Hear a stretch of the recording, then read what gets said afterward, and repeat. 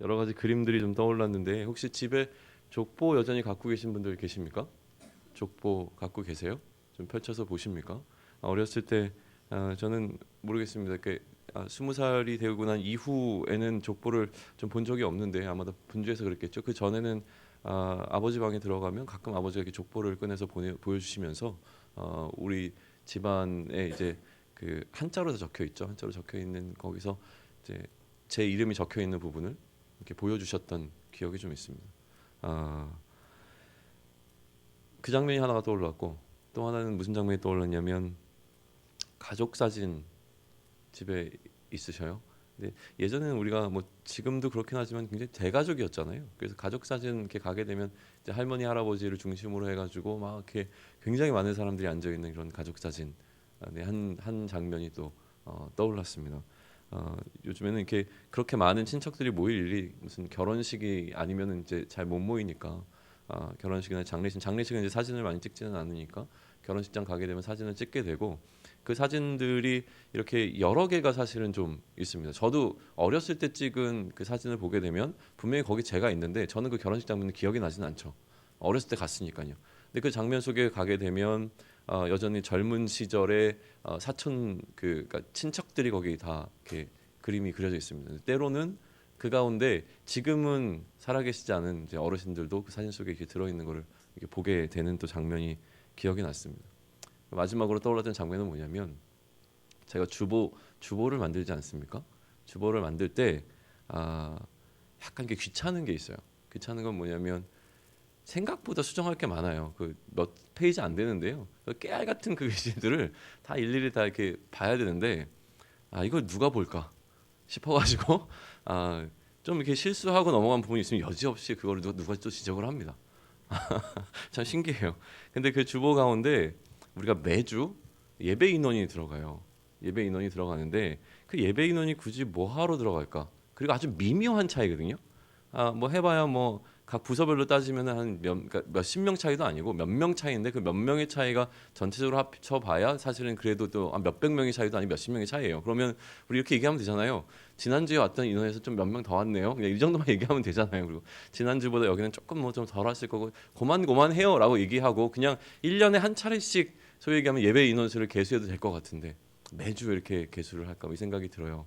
근데 사실은 이렇게 인원을 세다 보면 뭐가 들어오냐면 늘면 는 이유가 있고 줄면 준 이유가 있거든요. 그러니까 그걸 보면서 왜 예배 인원이 이렇게 줄었지? 혹은 또 왜 예배는 이렇게 늘었지를 이렇게 살펴보게 되는 과정들이 그 속에서 좀 있는 것 같아요. 왜 제가 이렇게 서론 보면서 이런 얘기를 하냐면 이제 뭘 전에 잘 모르겠으니까 앞부분에서 시간을 지금 많이 좀 지금 할애하고 있는 겁니다. 시간을 조금 더 제가 쓰겠습니다. 그래서 이 지금 두 번째, 그러니까 민수기로 따지면 민수기 속에서는 두 번째 인구 계수가 등장을 하는데 이 두 번째 인구 계수를 어떻게 살펴봐야 될 것인가라고 하는 이런 마음들이 좀 들었어요. 첫 번째 인구 계수는요, 저에게 주셨던 마음은 뭐였냐면 그 사명을 부여하시는 장면이었어요. 그러니까 처음으로 이제 이스라엘 백성들이 행군을 시작하기 전에 그들에게 군사로서의 어떤 사명을 주고 있는 장면으로 시작을 했던 것이죠. 그리고 나서 지금 두 번째 인구 계수인데 이 두 번째 인구 계수를 하는 거에 분명한 목적은 이따가도 여기서 나오진 않지만 나중에 이제 민수기를 다 읽어보게 되면 소위 얘기하면 가나안 땅에 들어가서 그 땅을 배분할 목적으로 세밀하게 인구 조사를 다 하는 장면이 두 번째 인구 조사예요. 그러니까 그런 장면 속에서 오늘 등장한 이 내용인데 이거를 조금 더 우리가 그렇다면 좀 어떻게 좀 더 깊이 좀 볼 수 있는 방법이 없을까를 계속 좀 묵상하다가 제가 그 유인물을 나눠드렸는데 혹시 못 받으신 분들은 뭐 당황하지 마시고 예배 끝나고 받아가셔도 됩니다. 그 중요하다고 생각되지는 않기 때문에요. 그러니까 좀 묵상하시면서 좀 편의를 위해서 제가 급하게 만들었는데 실수가 있을 수 있습니다. 제가 뭐 검증까지는 못했어요. 만드는데 지금 급해가지고 뭐 시간 없는 시간 속에서 막 이렇게 만들다 보니까 최대한 어쨌든 만들었는데 틀린 부분도 있고 논란이 있을 수 있는 부분도 있다는 거 좀 감안하시고 보면 좋을 것 같은데 처음 제가 기록한 도표는 뭐냐면 야곱의 아들들이 어떻게 이제 12지파로 나뉘었는지를 얘기를 하고요. 1차 계수 때의 인원수와 2차 계수 때의 인원수를 정리를 해 놓았습니다. 그러고 나서 그 옆에 이제 차이가 등장하죠. 좀 색깔로 칠해놓는 부분은 뭐냐면 감소된 사람들이고요. 감소된 지파들이고 그리고 그렇지 않은 것들은 좀 증가된 내용들입니다. 보게 되면은 뭐 한 1,000명에서 만여 명, 뭐 많게는 한 3만 명 정도까지, 3, 4만 명 정도까지 어떤 인구 수의 어떤 차이를 좀 보이고 있는 게 좀 보이십니까?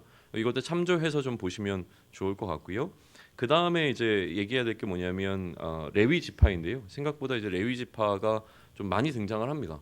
그래서 레위 지파에 대한 건 따로 한번 정리할 필요가 있지 않을까라는 생각이 들어서 레위 지파는 조금 더 좀 이렇게 섬세하게 해놓았는데 레위 지파 자체에서 사실 약간의 논란들이 많기 때문에 이걸 정확하게 정리하는 것은 쉽지 않습니다. 그럼에도 불구하고 역대상 6장에 보게 되면 레위 지파에 관한 조금 더 구체적인 그 후손들에 관한 이야기들이 기록이 되어 있어요. 그것과 지금 여기서 나오고 있는 내용들을 좀 포함해서 이런 식으로 그냥 일단 정리를 해 두었습니다. 그래서 보시면 이렇게 레위에는 이제 4개의 종족이 있었는데 요게벳, 게르손, 그리고 고핫, 그핫이라고도 부르는데요. 그리고 무라리 이렇게 있었고 특별히 그 가운데서 누구냐면 이제 고핫을 보게 되면 고핫에는 아므람, 이스할, 헤브론, 우시엘이 있었고 그 가운데 이제 아므람의 혈통 가운데서 누가 나옵니까? 미리암과 아론과 모세가 나왔고 그 또 다른 종족인 이스할로부터 누가? 고라가 나와서 이 고라가 미리암과 아론, 모세 너희들과만 하나님께서 얘기하시더냐 이러면서 이제 일으켰던 반란 사건이 이런 어떤 어떻게 보면 다른 형제간에서 일어나게 되는 어떤 이런 뭐랄까요 미묘한 뭐 이렇게 다툼이었다고 볼 수 있게 되는 게 이런 뭐라 그러죠? 이 가계도를 통해서 보여지는 부분이죠. 그 아론의 아들로 이제 엘르아살이 그 이어받았죠. 이어받게 되어지고 위에 형들이 있었는데 나답과 아비온 어떻게 됐습니까? 다른 부를 들이다가 죽었죠. 그러고 나서 이제 그 아론의 제사장직이 엘르아살로 넘어가고 그리고 엘르아살의 아들이었던 비느하스가 어제 본문에서 어떻게 창으로 찔러서 그 연병을 그치게 하는 사건으로 이렇게 나오는 이런 흐름들을 좀 한번 보시라고 그냥 한번 정리를 해 드렸습니다. 그리고 이 오늘 우리 앞에 놓여 있는 정말 이렇게 생소한 이름들이 잔뜩 나오고 내일까지도 이어지는 이 좀 뭐랄까요 이 인구 계수의 장면을 조금 더 좀 맛깔나게 좀 묵상을 하고 싶다라고 하시는 분들을 위해서 성경 2장을 추천해 드리는데요. 첫 번째는 창세기 49장입니다.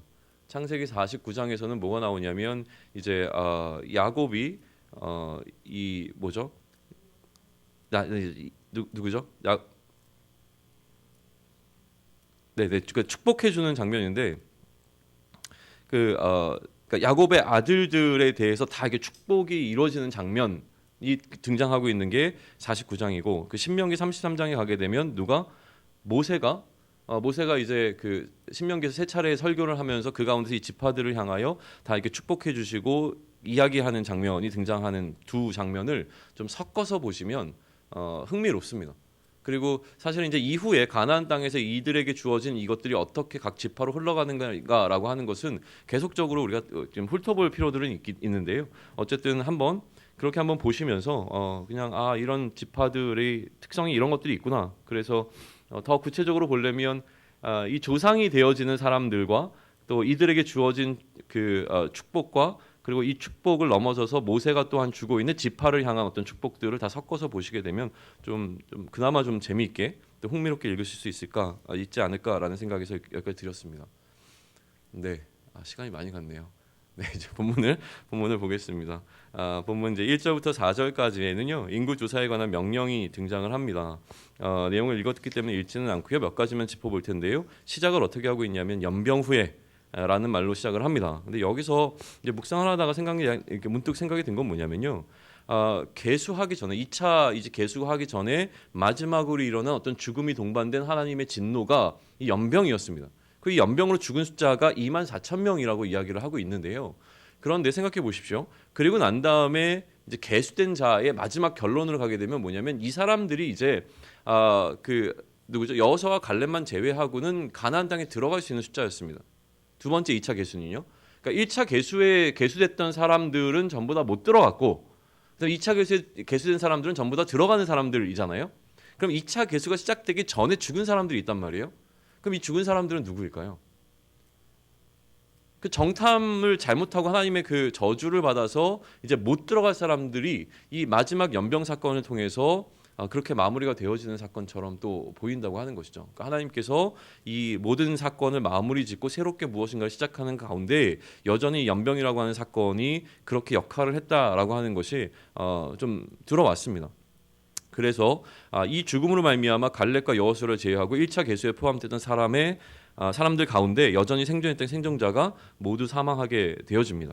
그리고 이제 엘르아살인데요. 원래는 이제 아론이 등장해야 익숙한 부분인데 엘르아살이 등장하고 있는 이유는 무엇이냐면 이미 이제 아론은 죽고 그 아론의 역할을 엘르아살이 담당하고 있는 것이 20장에서 나왔던 이야기입니다. 그리고 이제 계수하라고 하는데 아까도 말씀드렸지만 첫 번째 계수의 목적은 전쟁에 나갈 만한 자였기 때문에 계수를 하는 내내 이 전쟁에 나간다라고 나갈 만한 자라고 하는 말이 반복돼서 등장하지만 2차 이 계수에는 처음에 등장하고 그 이후는 등장하지 않습니다. 그러니까 결국 이 2차의 목적은 전쟁도 있지만 그러나 가나안에 들어가서 그 땅을 어떻게 분배할 것인가를 위하여서 더 세밀하게 종족들을 이제 계수하고 있는 장면으로 이해하시면 되겠습니다. 장소적인 차이가 있죠. 1차는 시내 광야였다면 2차는 모압 평지에서 이루어지고 있습니다. 이 두 군데가 또 중요한 위치적인 의미를 갖고 있는 것은 무엇이냐면 시내산에서 주어진 이 율법을 통해서 레위기가 주어졌다면 이게 1세대들에게 주어진 것이라면 모압 평지에서 이제 우리가 신명기를 통해서 듣게 되어지는 내용은 그러니까 신명기가 기록되는 이 내용은 이제 가나안 땅에 들어가서 살 사람들에게 가나안 땅에서 어떻게 살면 되는지를 알려주시는 장면으로 이 두 가지가 좀 대비가 되어지고 있습니다. 어쨌든 이제 이 26장부터는 가나안 땅을 들어가기 위한 어떤 오리엔테이션이 시작되는 부분으로 우리는 보면 될 것 같습니다. 그리고 이제 각 지파들이 계속 이제 26장 끝까지 나와요. 살펴보시면 될 것 같은데 각각의 지파 중에서 그냥 무슨 설교의 말씀이라기보다도 이 지파들 가운데서 그냥 짚어볼 만한 것들, 우리가 좀 기억해 볼 만한 것들이 무엇이 있을까라고 하는 것들을 좀 돌아보면 좋을 것 같다는 생각이 듭니다. 왜냐하면 아마도 이스라엘 백성들에게는 이 지파의 이름을 이야기하면 우리가 우리의 친척들이나 우리의 어떤 가까운 소위 얘기하면 우리의 어른들을 기억할 때 느끼게 되는, 예를 들면 우리의 할아버지 할머니가 어떠하셨는지를 기억해 보면 떠오르는 어떤 이야기들과 사건들이 자연스럽게 들어왔듯이 아마 이 지파들의 이름을 떠올리게 되면 그런 부분들이 함께 들어올 것이라는 생각 속에서 그런 몇 가지 것들만 좀 짚어보면서 넘어가도록 하겠습니다. 일단 르우벤인데요. 르우벤은 맏아들이지 않았습니까? 12명 가운데 맏아들이었는데 아버지의 첫 빌하와가 아니라 아버지의 첩이죠. 첩이 아니라 첩 빌하와 부적절한 관계를 갖게 되죠. 그래서 이 르우벤은 장자였음에도 불구하고 아버지의 침상에 올라갔던 것으로 인하여서 좀 뭐라고 얘기하죠? 그 계속 이게 그의 이제 발목을 잡는 사건이 되어집니다. 그래서 후에는 사실은 요단 땅이 아니라 요단 동쪽 지역을 분배받게 되어서 정확하게 얘기하면 이제 가나안 땅이라고 볼 수도 없는 이런 상황들이 좀 일어나게 되죠. 그리고 고라의 이제 반란 속에서 보게 되어지면 거기에 이제 그 참여한 사람들이 있었거든요. 다단과 아비람이 참여를 하게 되는데 이들이 루벤의 아들들이었죠. 그리고 이것이 어떤 인구 숫자에 영향을 미친 사건이 되어져요. 그리고 그래서 250명이 사망하게 되는데 고라의 아들들은 죽지 않았다고 지금 이야기를 합니다. 11절에 보게 되면요. 그리고 이 고라의 아들들은 나중에 시편을 좀 보게 되면 시편에서 많이 등장을 합니다. 성전에서 노래하는 역할을 담당하고 있는 게 고라의 자손들이 되어지거든요. 그래서 이런 것들에 관한 기록으로 지금 5절부터 11절까지가 좀 이어져 가고 있는 것을 좀 볼 수 있습니다. 그리고 그 다음에 나오고 있는 것이 시므온 지파인데요. 시므온 지파에서 우리가 특징적으로 볼 것은 무엇이냐면 인구의 숫자가 좀 급격하게 좀 줄었습니다. 앞에 그 도표를 보시면 알겠지만 인구의 숫자가 3만 7천 명이 넘는 숫자가 급격하게 준 것이 시므온 지파였습니다. 그래서 왜 이렇게 시므온 지파는 광야의 생활을 거쳐가는 동안 인구의 숫자가 많이 줄었을까에 대해서 이제 고민을 하게 되어지는데 그러면서 이제 떠오르는 몇 가지로 제시되는 것들이 있는데 그 중에 가장 먼저 등장하는 게 세겜 사건이었습니다. 세겜 사건이 그 여동생이 이제 겁탈당하는 일을 통해서 이렇게 갔던 그 사건 기억하십니까? 창세기 34장 다시 한번 읽어보시면 좋을 것 같은데요. 그러니까 그 일을 통하여서 나중에 그들에게 주어진 이야기가 49장에 이렇게 기록되는데 시므온과 레위는 형제요 그들의 칼은 폭력의 도구로다. 내 호나 그들의 모의에 상관하지 말지어다. 내 영광아 그들의 집회에 참여하지 말지어다. 그들이 그들의 분노대로 사람을 죽이고 그들의 혈기대로 소의 발목의 힘줄을 끊었음이로다. 그 노여움이 혹독하니 저주를 받을 것이요 분기가 맹렬하니 저주를 받을 것이라. 내가 그들을 야곱 중에서 나누며 이스라엘 중에서 흩트리로다라고 되어 있는 것이 이렇게 이어지게 된 것이 아니냐라고 좀 보게 되어지고요. 나중에 이 시몬 지파는 완전히 사라집니다. 사라져서 유다 지파에 복속되게 되어져요. 그리고 또 하나 이제 기억할 만한 사건은 무엇이냐면 어제 그 비느하스가 죽이는 사건 가운데서 죽임을 당한 자가 어느 지파에 속해 있었냐면 이 시므온 지파에 속해 있었다고 하는 것도 어떤 그 원인이 되지 않을까. 그 가운데서 이제 좀 이렇게 뭐죠? 그러니까 지휘권을 뭐라 하지? 적당한 단어가 생각이 안 나네요. 어쨌든 그래요. 근데 이 시므온 지파가 완전히 없어졌는데 에스겔서에 보게 되면 이 시므온의 회복이 또 이렇게 예언되고 있는 장면도 등장을 합니다. 아무튼 그 시므온 지파는 그렇고요. 갓 지파를 보게 되면 이 갓 지파 같은 경우에는 특별히 이제 좀 언급할 만한 부분은 없습니다. 근데 굉장히 이스라엘 지파가 일어나는 중에서 갓 지파는 좀 특별한 역할들을 좀 잘 감당하고 있는 것으로 계속 기록이 되어집니다. 유다 지파인데요. 유다 지파는 인구수로 따지면은 그 인구수 가운데서 가장 많았습니다. 전체 이스라엘 인구수의 한 10분의 1 정도에 해당했으니까 가장 많은 인구수를 갖고 있었던 게 이제 유다 지파이고요. 특별히 이스라엘 남쪽으로 계속 내려가죠.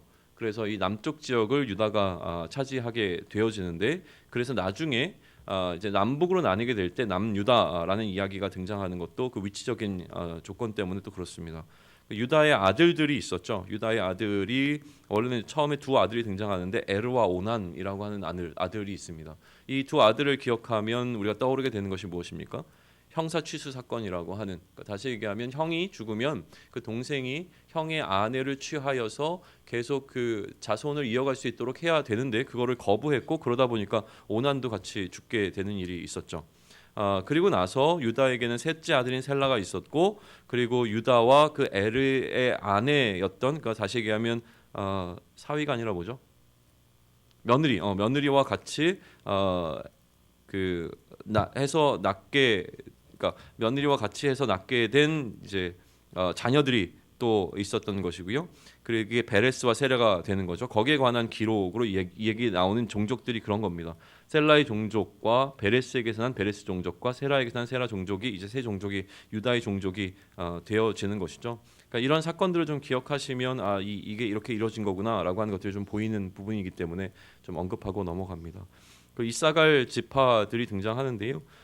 이사갈도 사실은 뭐 특별히 이렇게 언급할 부분이 있는 건 아닌데 아까 말씀드렸던 것을 예로 들기 위해서 제가 두 가지만 좀 적어 놓았습니다. 아까 창세기 49장과 신명기 33장을 좀 병행해서 보시다 보면 좀 흥미롭게 이것을 읽을 수 있지 않을까라는 생각이 드는데 든다고 말씀드렸는데 창세기에서는 어떻게 기록하냐면 이사갈은 양의 우리 사이에 꿇어앉은 건장한 나귀라고 얘기를 합니다. 그러니까 많은 양 가운데서 꿇어앉아 있는 건장한 낙이라고 하는 것은 뭔가 안정감을 주기도 하고 탁월함을 나타내는 이제 지파로 이제 축복을 받고 있는 것이죠. 신명기에서는 뭐라고 얘기했냐면 스불론에 대해서는 뒤에 보면 이사갈이여 너는 장막에 있음을 즐거워하라. 그러니까 이사갈은 뭔가 좀 이렇게 보게 되면 집 안에서 굉장히 잘 자라고 안정감 있게 뭔가 생활을 하는 지파로 축복받고 있는 것 같은 느낌을 이제 준다고 하는 거예요.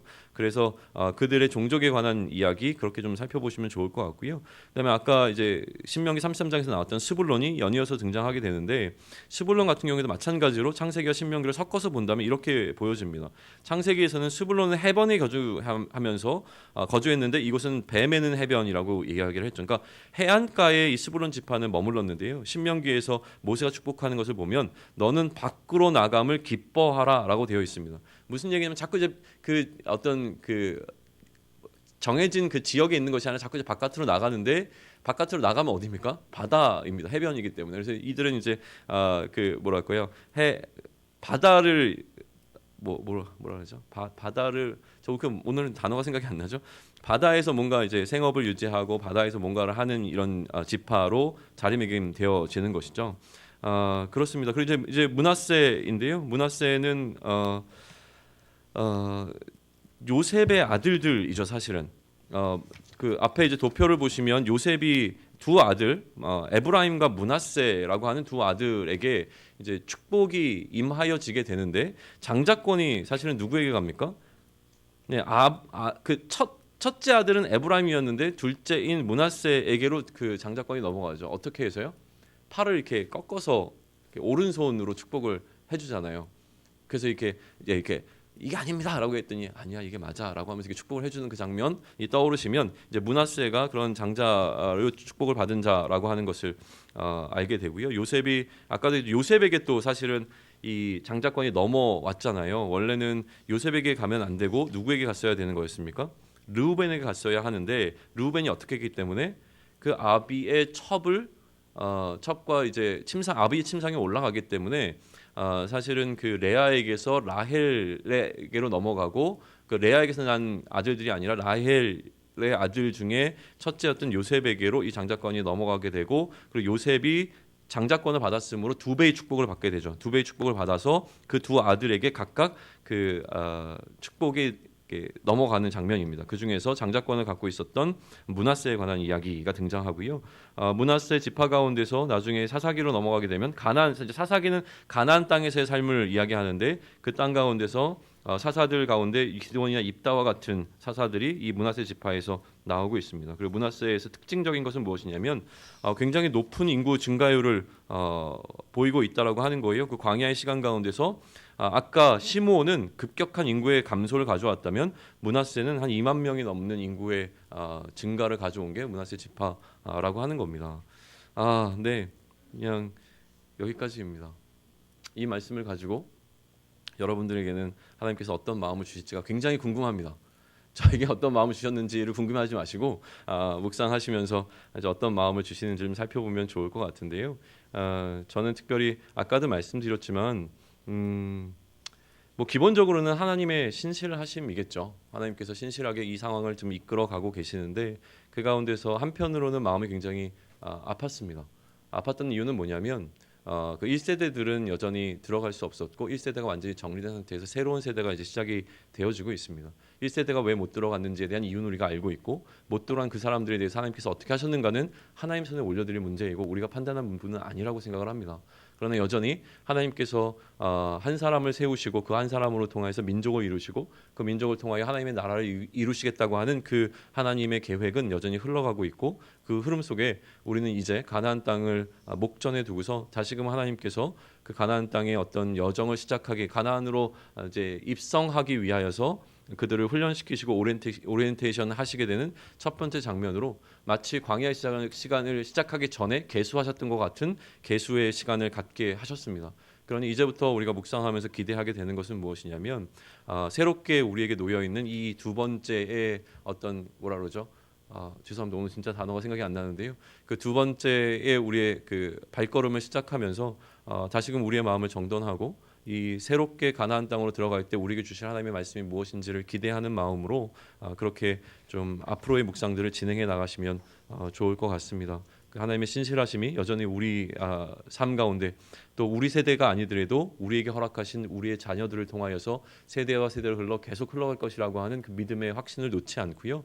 우리 가운데 무엇이 보이지 않는다고 할지라도 여전히 하나님께서는 나에게 허락하신 그 사명을 나에게 또한 허락하신 그 자녀들에게도 이어가실 것이라고 하는 그 확신 가운데 특별히 오늘 믿음 가운데 살아낼 수 있는 우리 모두가 되기를 축원합니다. 기도하겠습니다. 하나님, 긴 여정이었습니다. 40년이라고 하는 그 시간이 거의 다 흘러가고 이제는 하나님께서 약속하신 그 땅에 들어가기 위하여 다시금 온면문세를 추스리고 또 우리의 마음을 가다듬고 또 하나님 앞에 다시 우리가 정결하게 무엇을 해야 될지를 고민하는 시간들이 주어진 것이 참 감사합니다. 하나님 여기까지 걸어오게 하신 것이 하나님의 은혜인 줄로 압니다.